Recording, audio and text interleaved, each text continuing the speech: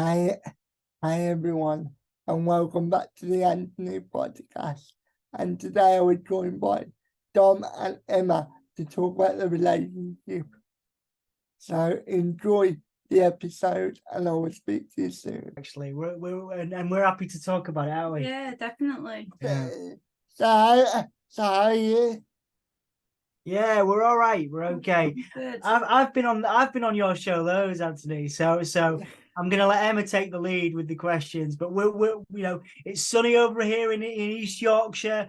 We've been away. We've had a lovely time, haven't we? We have, We've been having a good time. Lots of really good stuff going on, and it is an absolute pleasure.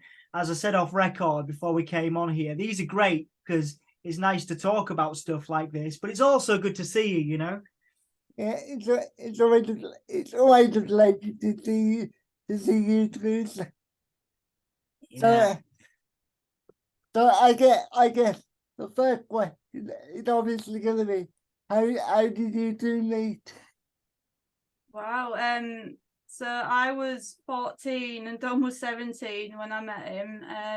I was at a nightclub and like an under 18s night, and I saw Dom and I was like, "What? He's fit." And I was actually going to ask him out that night, but someone came up and said something that wasn't very nice about me. So I basically left it at that, and then we ended up, I don't know how, but we ended up becoming quite good friends. Yeah. Over the years, and then like it was a case like we'd see each other maybe once, twice a year, sometimes, depending on how busy we both were. And then so it was just, it's always been a really good friendship, which has been really cool. Yeah, well, you were living in, so Emma went to live in Spain, and I obviously went to the US for a bit, and obviously we'd originally met when, like I say, so long ago now. I'm 30. We're in our 30s now, aren't we? So it was 20 years ago. 20 years ago we met, and then we became, then we were friends. Obviously, we'd gone through, other, relationships and things like that. Like I say, you went to Spain, I was doing my thing, and then we both happened to be out on the same night just before the pandemic. So 2018. Yeah, it was 19 maybe. It was 2019. It was in October. Yeah. So October 2019, and then we've been together ever since. And now we live together, and it's been awesome. But it still feels like it was last year. It's been 4 years. When you tell me it's been 4 years or whatever, I'm like, whoa, that's survived crazy. Through a pandemic. Yeah, survived through the pandemic. Yeah, so that's the short version of how long we've known each other. So because you two are friends, because you two were friends before you started dating, do you think that made it easier for you when you did get together as a couple?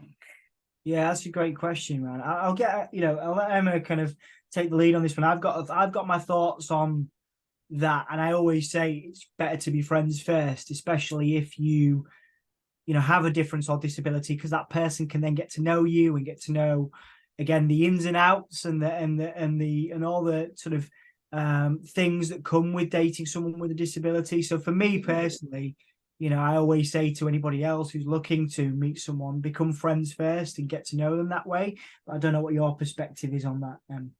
I think being friends definitely did help, just because I knew a little bit about Dom, as his friend, and I've always liked him as a person, and then I think for us being in a relationship has just helped with that. But also, like, because we have been friends and we have been with, in different relationships and different situations, I think it helped with learning about, what we both do and don't want. So it helps with communication and talking about what we do and we don't want, and what our expectations are, and what things might happen. I always joke, it's like we're best friends that have lots of sex. You know what I mean? It's basically like best friends that bang. So it's kind of like that for us, I think. Yeah. Yeah. that's a very elegant way to put it. I understand what you said. Being friends can be helpful. Like that. How did you not end up in the friend zone for life? That's a great question, man.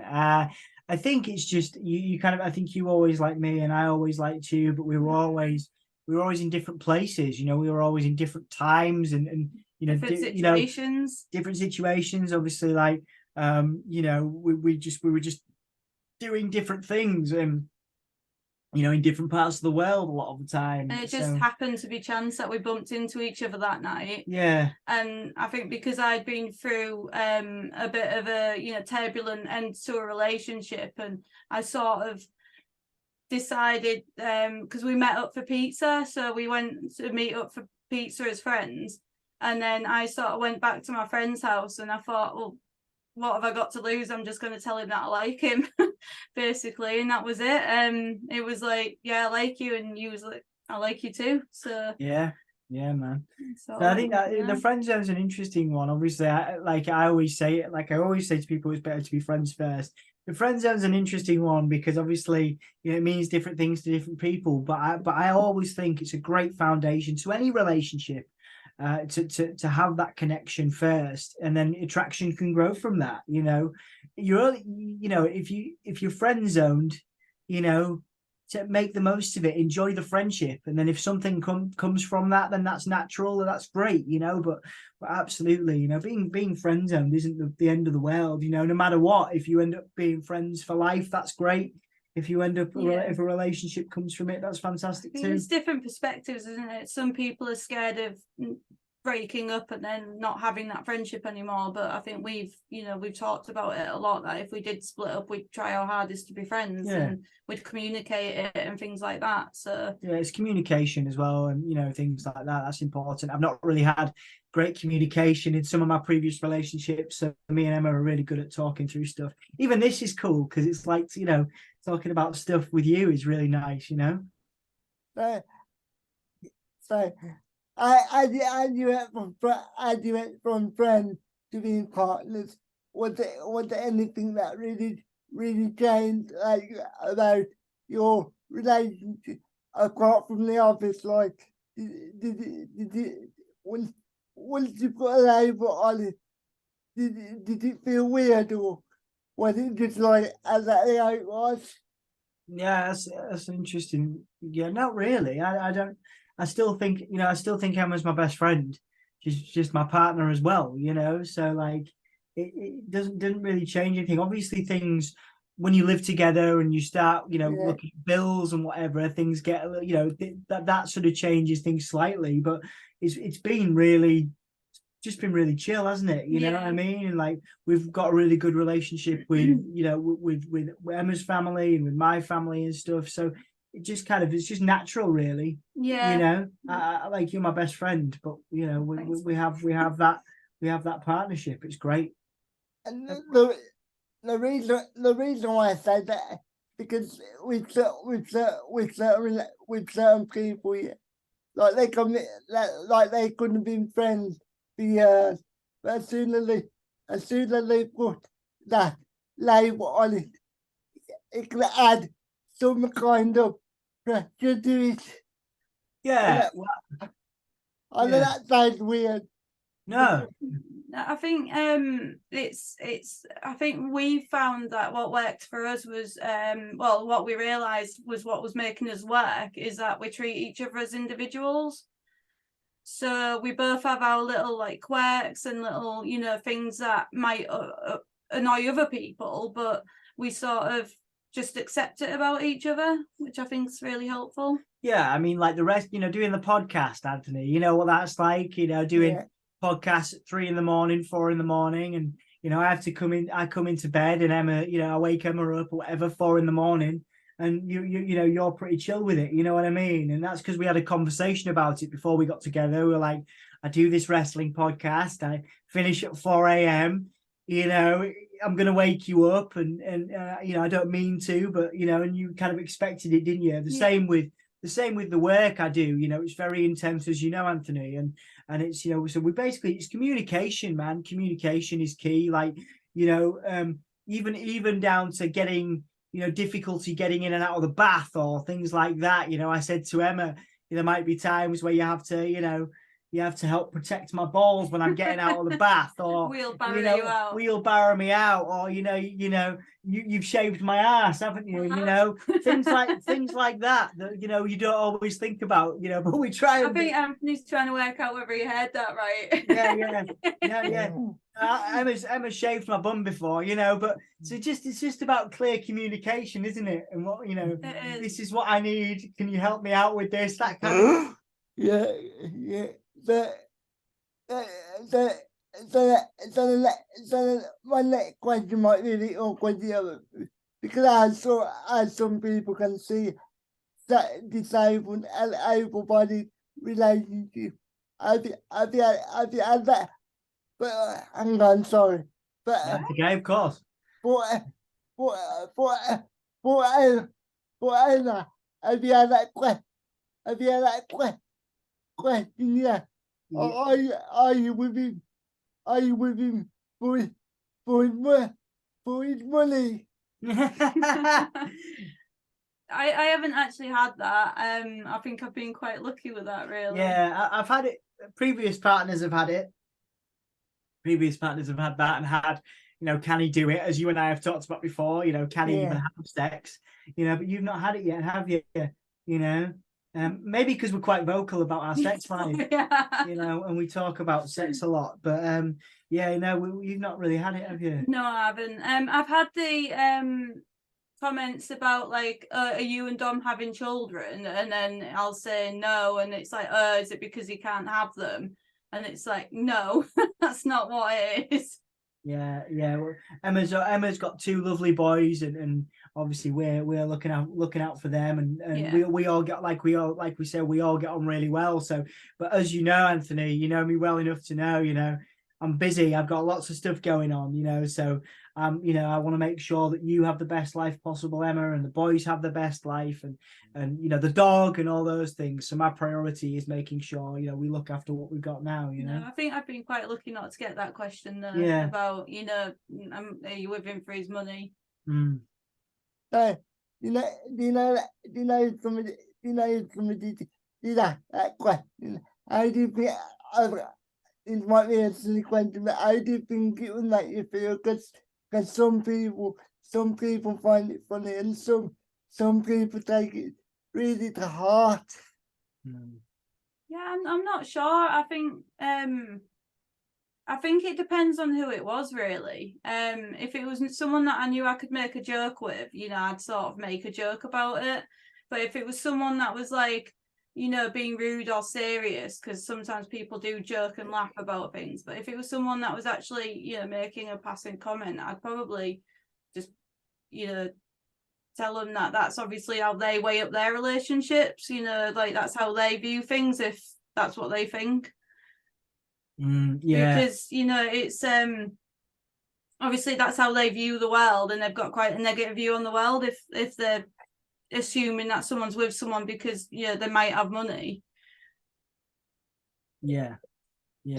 Like where do you think that stereotype came from? Like, that's a really deep question. I think people are afraid. You and I have talked about this a lot, Anthony. Like, people are afraid of what they don't understand. So if they see someone like you on YouTube or me, like, we're about raising awareness of what's possible for someone with a disability.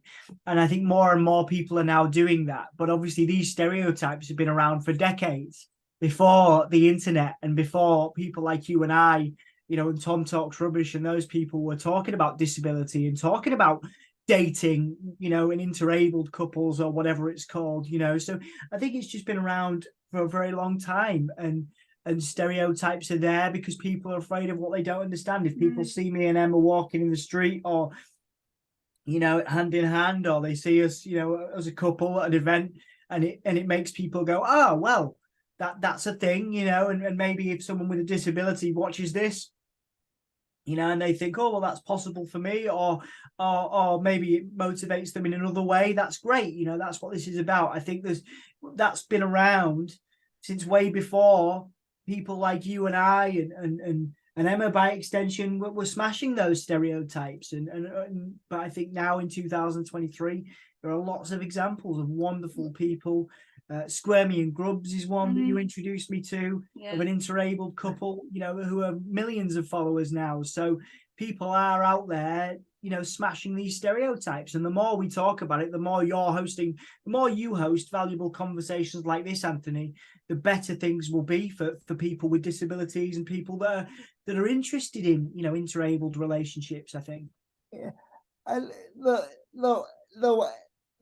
way I look at it, yeah, like everything, when sometimes when you don't understand something, you can look for a simple explanation, can't you? Absolutely, you know, and obviously we're just one type of relationship, you know, interabled relationship, me and Emma, but there are countless types of relationships that are out there. People that just have long distance relationships over the internet, and they're just as important. People that have real long connections, but they've only ever written letters to each other, you know, or whatever. You know, they're all different types of relationships that need exposure and need to be talked about. You know, there are some relationships that have lasted decades and decades, and those people aren't interested in sex, but they're interested in each other. They're attracted to each other's personalities. People that don't live with each other as well. Like... Yeah, exactly. We know people that don't live with each other that have been in relationships for 30, 40 years, and they are, you know, sometimes we know married couples that are and they're still married, they're not separated, they just don't live with each other. You know, I think that, you know, 2023 is an interesting time to be alive. Like, you know, there's all kinds of different things that are available. You know, I don't think one relationship and one type of relationship fits all these days. You know, things have changed, I think. So going back to something that you said earlier there about helping you like they do basic stuff like out of the back, for example. You know, obviously you mentioned you were friends before, but you you became an official couple. Was there any hesitation on your part, Dom, to ask for assistance? But I know sometimes it can feel a bit awkward. Yeah, that's an interesting one. Emma might have a different viewpoint on this because you think I'm quite stubborn, don't you? No, it's really stubborn. I don't. If I need Emma's help, I will ask for it. You know, and I think in terms of apprehension, any apprehension that I had of asking Emma to do anything kind of went away as soon as I farted in the bed for the first time. We were like, right, we're a couple now, you know. And I held my farts in for like a month. I didn't, you know. I'm pretty open, as you know, Anthony, and I'll talk about a lot of things. And I think the only things I ever go, I can do it myself or whatever, will be, you know, if I'm walking a certain distance and it means something to me to walk that distance, or to climb something or anything like that. If we're away, that's the only time I will insist on doing something myself. But I think I'm pretty good at asking you for help, and you know, you do a lot for. I mean, Emma does a lot for a lot of people. You know, Emma's just a wonderful, empathetic person. Thanks, love. Who supports a lot of people. You know, and so I'm very lucky to have you in my life anyway. But you know, so yeah, I've never found it difficult to ask you for help if I've really needed it or I've really struggled. You know, the bath or, you know, anything like that is obviously a great example, because I can slip quite easily and crack my head open. So, you know, it's great. Rip my balls off, for example, doing the wheelbarrow that I have to do, which if we're ever, you know, I was going to say, if we're ever in the same room, I'll show you. You probably don't want to see that. So, but if anybody ever wants the wheelbarrow technique explained, I will explain it. But yeah, we're quite lucky out with it. But you'll probably say differently. I don't know. No, I think sometimes you can be quite stubborn in terms of asking for help. Sometimes it's literally the last straw for you to ask me for help. Sometimes, like if Dom's like struggling, you know, some mornings with his socks, I'll sometimes ask him and he'll say no, you know, I'm okay, I can do it. And then sometimes he'll eventually just give in and say, actually, love, can you give me a hand with this? But then we've got little gadgets like the sock thing, haven't we? Yeah, we have. We've got loads of cool We've gadgets got now. little gadgets like this that, yeah, I've shown you this thing, haven't I, to carry my cup of tea, you know, so it swings around and I can swing my cup of tea around. I've got a little thing, you know, to put my socks on, where I put the sock on it and then I slope it over my foot. You know, it looks a bit like a condom for the feet, but it's great. You know, so there's loads of little gadgets you've found to help me out as well, haven't you? Yeah, I found like little, and we tried to make the like the shower as accessible as it can be as well. Yeah. So we've got like a seat in there and a handrail and stuff. Yeah. Which is good, but yeah, you are quite stubborn. I mean, in terms of like when we're out and about, and I know Dom's feet are killing him, and I'm like, right, should we turn back? And Dom's like, no. That's because I want to do something. That's normally about the experience more than anything. I'm thinking about the experience. Yeah. Because there's going to be plenty of times where we're sat here having a nice conversation, and here we are sat in my office. I've got a cup of tea. You're looking beautiful in your dress, and we can relax like this. You know what I mean? You know. But like if I'm out and about and I'm trying to achieve something, I'm trying to get somewhere. That's what it is I'm pushing myself like that. Yeah, it's just I always say that I like it's a little bit like if my feet were really killing me, you'd be worried about me. Yeah, it's the empathy, isn't it? Yeah. I enjoy your life, you know. Me and Emma, we enjoy our time together, whether we're hanging out like this or whether we're doing, you know, scrolling on our phones, or doing other stuff, you know, sexy stuff, you know. So you're looking pretty fine in that dress. I want to do some sexy stuff to you when we're done. Whoa. Anyway, yeah. So before you met Emma and you were going out dating, so obviously people can see your disability here, but what, like, say if you were dating online, yeah. I really recommend approaching your disability.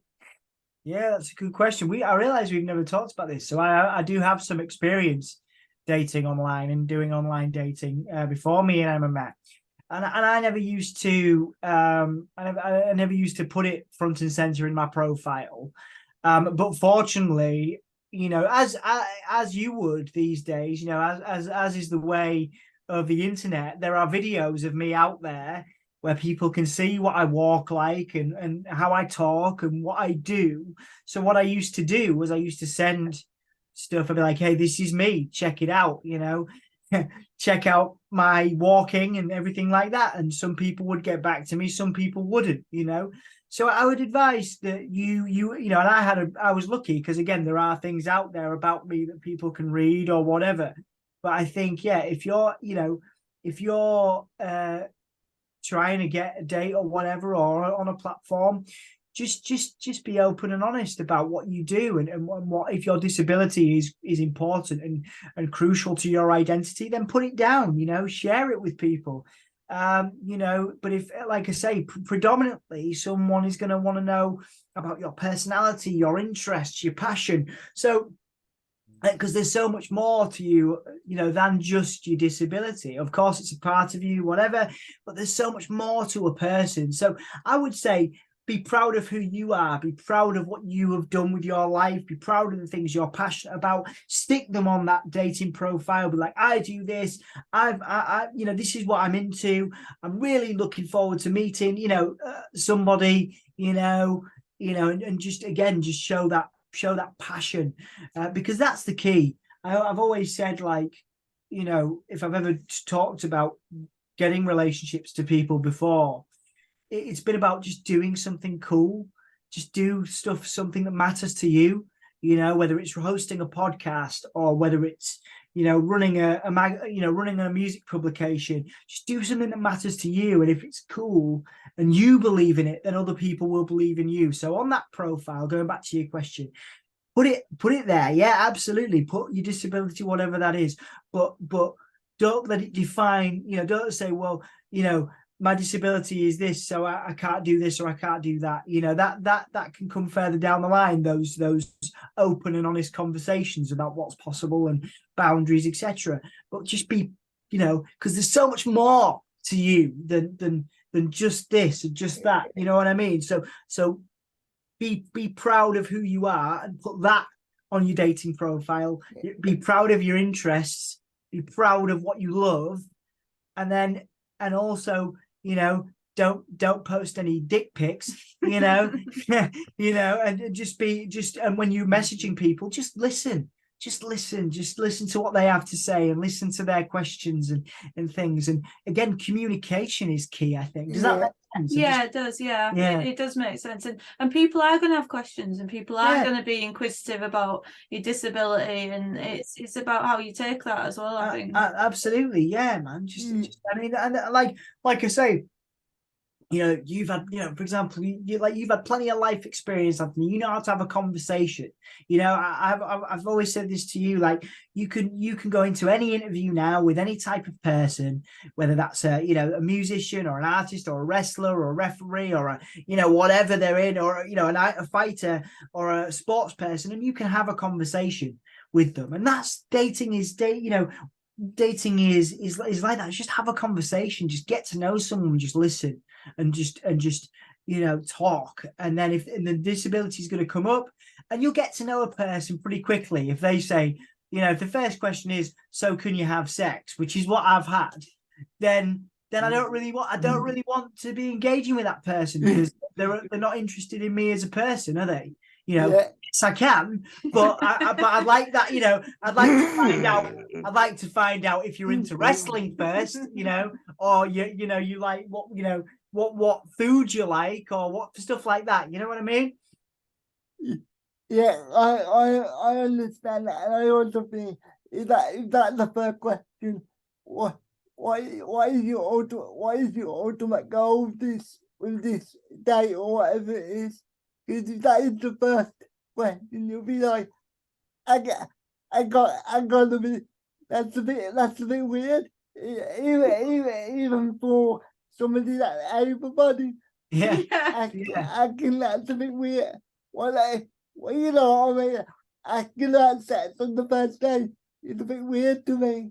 Well, it's like, you know what I mean? It's like, I want to talk to you about your cats or your dogs before you know, you take my pants off.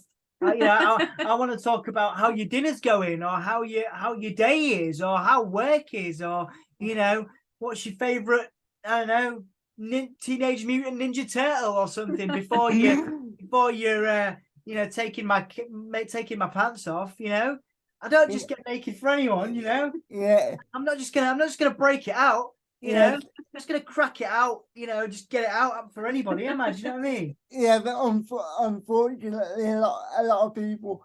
Well, I shouldn't say a lot of people. Some people just start dating for that reason, and if that's what you want to do, then fine. Yeah, that's fine. That is fine. Yeah, like you say, Tinder exists for those things, and we're you know, while we've just had this conversation, whatever you're into, so long as it's consensual and so long as it's communicated, as long as it's communicated that that's what you're doing, you're going on an app to get laid, fantastic, crack on, you know. But never really been my vibe, you know what I mean? So for me, it's never really worked that way. But I've had some interesting conversations on dating apps for sure. So I don't have to worry about that anymore. No. So you know, we were talking about earlier about people thinking that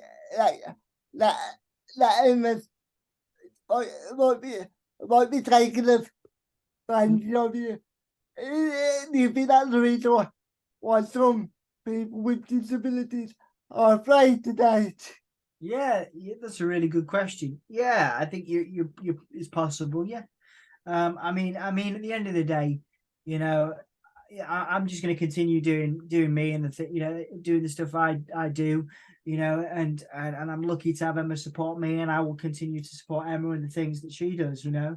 I think some people are worried about like wanting to date if they've got a disability, or again, it comes down to what people might think, you know, like And some people have been told that they'll never date, you'll never be able to get a girlfriend, or you'll never get I be was able to get told a that. boyfriend. Yeah. Yeah. But some people believe that, because they're listening to the people that love them, and or you would think love them, Yeah.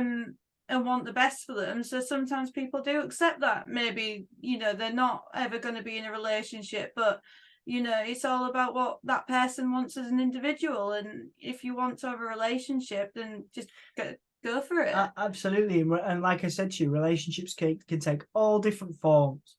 There's no one recipe for a relationship. Beautiful relationships don't necessarily have to be based around sex.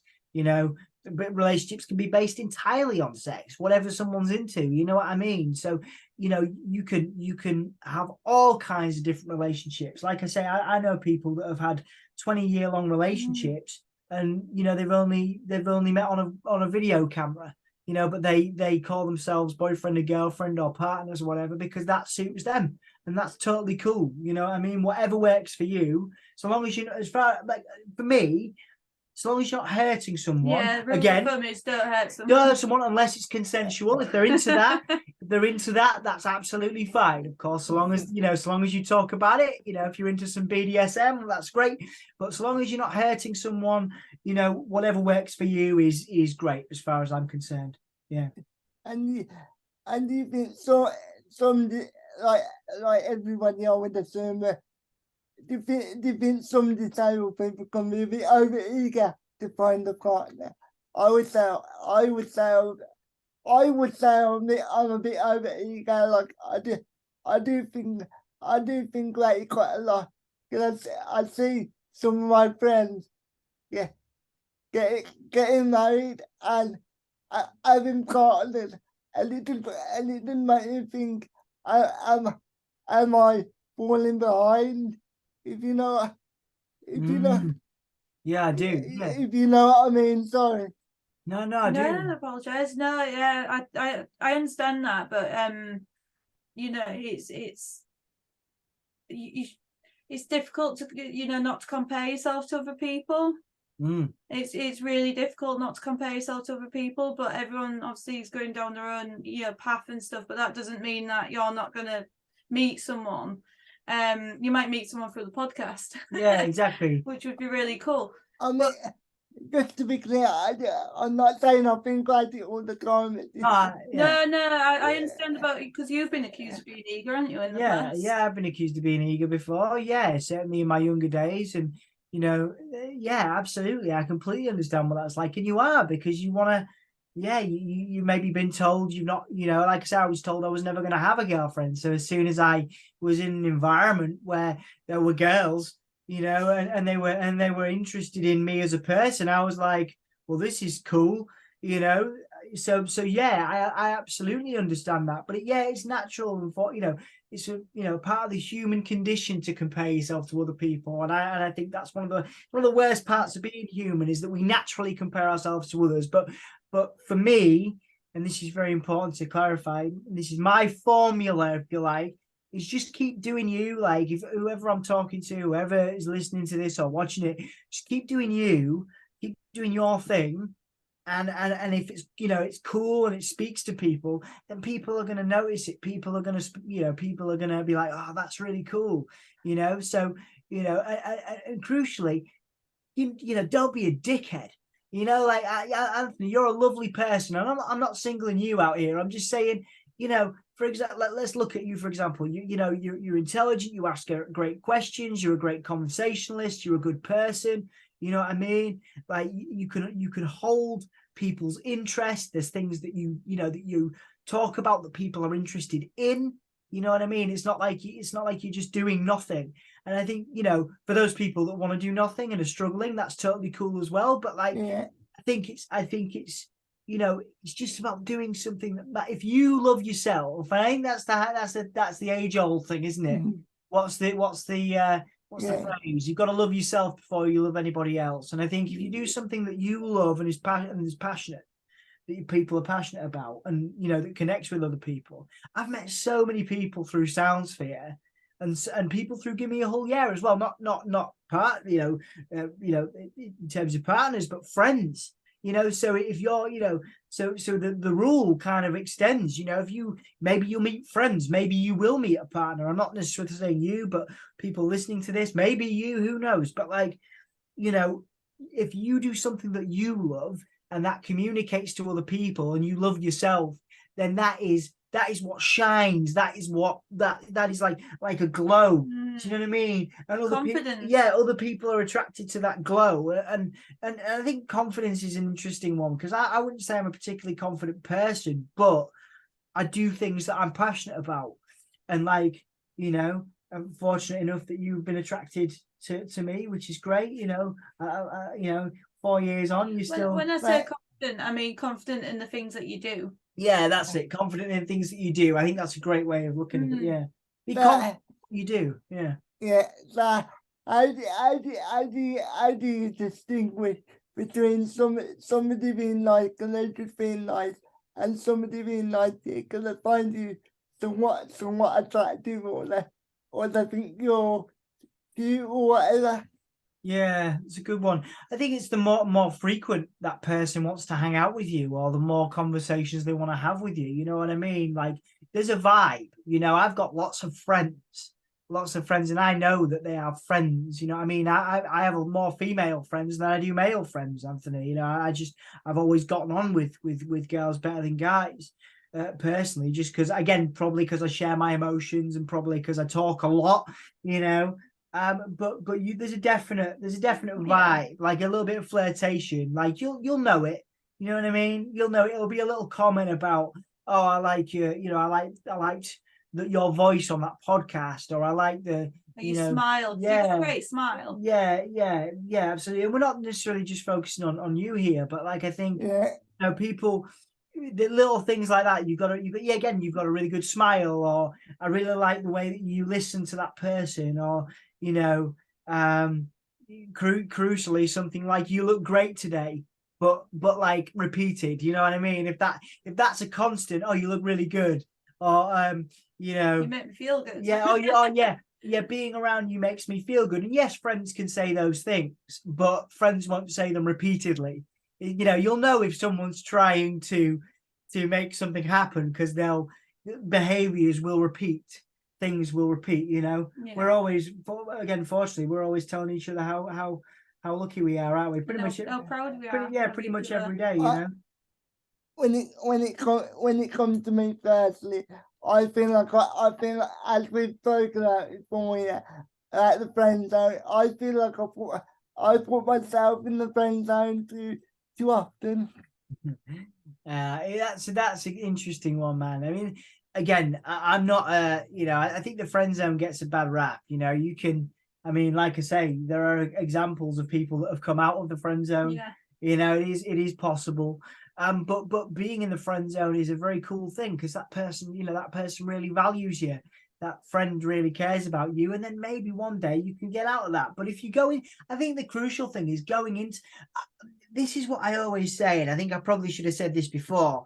Like, I never go into a conversation with a girl thinking I'm going to get laid, or even trying to, because that's one of the things that I'm very grateful that upbringing gave to me. You know, where I was being told that I wasn't necessarily going to be the most attractive person, and I was going to have to work harder to find a girlfriend, or even that I wasn't going to have a girlfriend, because I never went into a conversation trying to impress a girl, trying to get her to find me attractive. I went in to listen, and I went in to care. You know, there's countless examples of friends of mine now that say to me, you know, back in the day, you were the only person that actually listened to me, that didn't want to, like, you know, try and bang me, you know. And then some of those people, you know, some of those people I've gone on to date, you know, in the past. So it's one of those things where, you know, if you just go in to be friends and to care about a person, when probably loads of other people are going to be like, all right, love, sorry, you could tell I'm from Yorkshire. All right, love, do you fancy a drink, or can I buy you a, you know, that's all good if that's how you want to play it. But like, just talk to someone, man. Just have a chat. Just ask them about their day. You know, I mean, you know, you have all these skills. Just be interested. right? And then if there is a moment where there's a, you know, there's a clear opportunity again, like, oh, you're looking good today or whatever, and something like that presents itself, then you can take it in a different direction. You know what I mean? But you're not Yeah. going in there to try and get laid that night. You're not going in there to try and get a girl's phone number or whatever, that conversation. Yeah. You're going in And also, thing, you know, if you're the person that actually cares, and all that is listening and reflecting back what someone is, you know, and really listening and engaging with what they say, then that might be really different to somebody. That might be really different to a girl or a guy or whatever gender you choose to identify as. yeah. You know, that might be something different for them. Yeah, because they're always getting hit on. They're always getting, you know, talked to. But if you sit down with them, have a chat, and then, you know, all you want to do is maybe take them for dinner and have another chat, you know, and then further down the line that can develop into something. But that, yeah, that's And sometimes it's picking up on cues as well. Yeah. Because like I've got ADHD, so in the past, like I haven't been able to pick up on cues. So like I've had people that have been attracted to me and I have had no idea, and I thought, oh, you know, they want to be friends, or we are friends. And some people have actually got a little bit upset at me because I've got into a relationship with someone else and they're like, oh, I really liked you. And I was like, I had no idea. yeah, yeah. I'm not very good at picking up on cues sometimes. Yeah, again, it's being mindful of whatever, again, you know, neurodivergence or again your own anxieties and stuff. But then I was talking to somebody about this earlier, and I've talked to you about it before. I like one-on-one conversations. I like chatting. I like talking. It's important to me to have that connection with someone. So that has, you know, fortunately put me in good stead for you know, relationships and friendships, crucially as well. I think my problem is, yeah, I'm always a bit hesitant to go up to people. I don't know why, yeah, because I can go up to people, yeah. If it's somebody that I find attractive, yeah, I'm obviously a bit hesitant. Yeah, I understand that. But I think if you, a tip that I like to use for people, and this is a business thing as well, it relates in business, is just take someone for a cup of coffee. Just be like, do you want to go for a brew? You know, it's how you phrase it as well. Things like that. Do you want to go for a brew? Do you want to go for a cup of tea? It doesn't sound like I'm trying to get you into bed. Do you know what I mean? And I'm not, but like, do you know what I mean? It's like if you strip away all of the sort of, you know, the fear and anxiety that comes with, you know, trying to ask somebody out. If you just say, you know, what are you doing you know, tomorrow? Do you fancy going for a brew? And they say, yeah, cool, I can't do tomorrow, but I can do Friday or whatever, and you just work with them on that. You know, just again, you don't have to be like, do you want to go for dinner with me because I find you attractive? You can go, do you fancy going for a cup of coffee? And then you can see then how that works. You can see how the dynamic baby works. steps. Yeah, baby steps. Baby steps instead of, you know, some people jump in, and I think that's can come across as a bit headstrong, and some people don't like that. So yeah, baby steps are really important. But I would argue that taking it slowly, and then there's falling. Yeah, Like, yeah. Get to the point. Get to the point where you have to move up for first base sometime. Yeah, I understand. I understand. Yeah, you, like you say, you can take it too slowly, but again, it's picking up on those cues and maybe being aware if you struggle to pick up on cues, what your neurodivergence is, or what you're working with in your body or your mind or whatever. That's totally cool. But yeah, man, you know, you can make things happen if you want. You know, like I say, you know, I've had some wonderful conversations, not dates, because obviously I've been with Emma since before the pandemic, but I've had wonderful conversations with people over Zoom, over, you know, over Google Meet, Skype, whatever. You know, you can make anything happen no matter where you are these days. And again, it is picking up on cues, isn't it? And you know, if you want something, then try and make it happen. Don't force it. You know, if someone's not interested, that's totally cool. But like I say, there's a lot of people in the world, and you know, you're in the business of communication, Anthony. You know, you're talking to people all the time. You never know who you're going to meet. Sometimes it's just taking a chance as well. Like I took a big risk telling Dom that I liked him that night, and it paid off thankfully.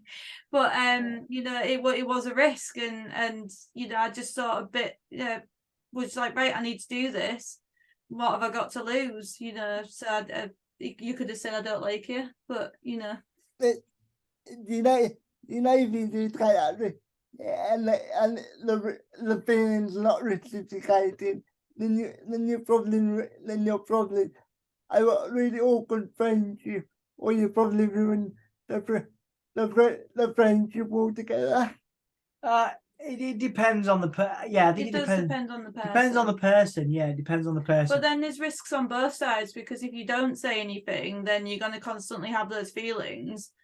And then if you do say something and it does ruin your friendship, well, there's always risks on either side. Yeah, there are.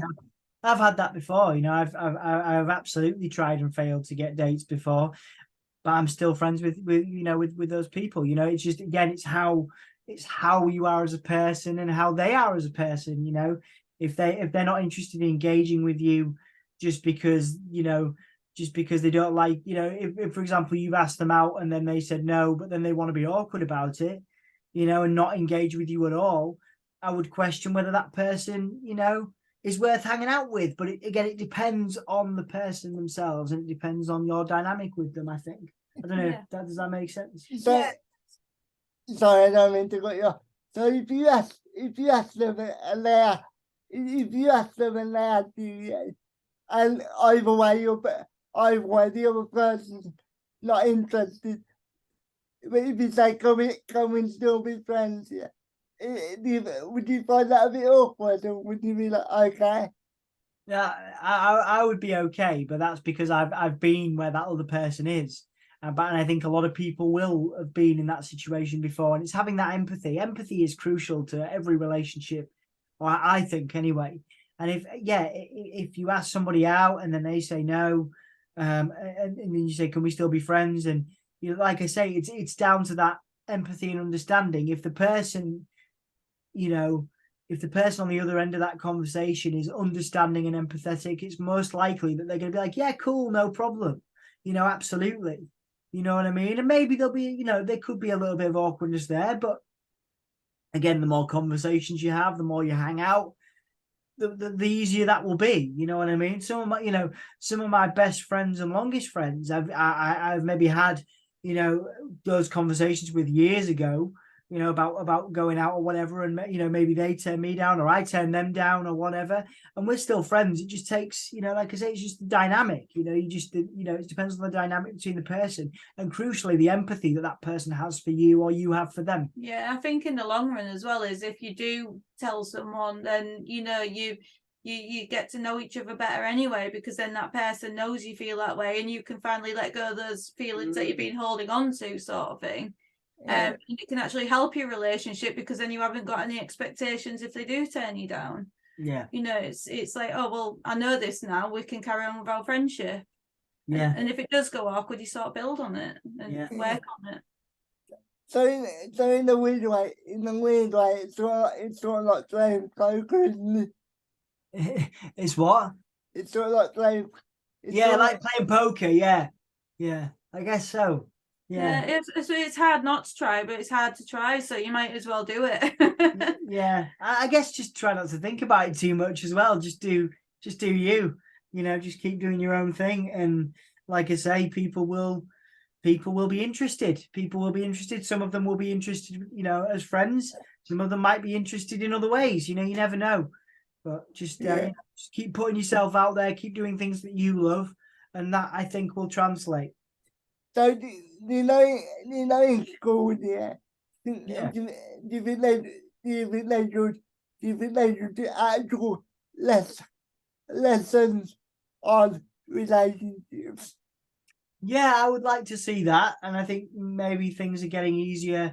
I think young people are now being educated more about sex and relationships and different types of relationships, more than ever before. But I think always there could be more. I think there could be more education. And there are so many people out there that are, sex educators, that are, people like yourself who are educators around disability and awareness. You would be a great education for any young person who's trying to understand themselves or trying to understand their place in the world with a disability. But, like I say, there's plenty of education resources out there for people. It's just up to them to take advantage of it. But if, going back to the school question, I would like to see more of that. But, we all know how underfunded schools are these days, but I would like to see more. There should be more, there should be more on healthy relationships as well. Definitely help and warning signs and and green red flags and green flags. I think green, a lot of people focus on red flags, but green flags are really important as well. Yeah, and I also think nowadays people are told, well, I feel like people are told you have to be single-minded, and if you end up over the like that early in life, you can't really achieve anything. Right. So you feel like unless you work hard early in life, you can't achieve like that. No, what I'm saying is, if you have like if you have a family young, a lot of people, I think now that, hang on, let me start again. Sorry. I think nowadays in society, somebody wants to start. Somebody wants to start a family young. They're almost not dying upon. Yeah, that's an interesting question. I have had that because I was 20 when I had my eldest, and he's 13 now, and I did have that. I had people making comments about, you've ruined your life and things like that, but I don't feel like I have, so I missed, there's some opportunities that I did miss at the time, but I always say to people, when people say, oh, I can't do that, or I can't learn how to drive, if they're in the 40s, 50s, like, why can't you learn how to drive? Why can't you go to college? Why can't you go to university? You can go to university in your 70s. It's all about the opportunities that you decide to take. Yeah, man. At the end of the day, I just the number, isn't it? Yeah, absolutely. You can try new, you can try, like, you go to university, you can drive, you can go to new places, you can try new sex positions, whatever. Doesn't matter what age you are, doesn't matter where you come from, what your background is. Again, just try everything, and try and experience life as best you can, and don't hurt anyone unless it's a consensual thing. Are you a very kinky person? I would say. Interest? I don't know. How would you describe me as a kinky person? I mean, you've got your kinks. Yeah, I've got my kinks, haven't we all? Yeah, I've got my kinks. Exactly. Yeah, I'd say we are. Yeah. I would say, I've tried everything. I've tried everything once. Like,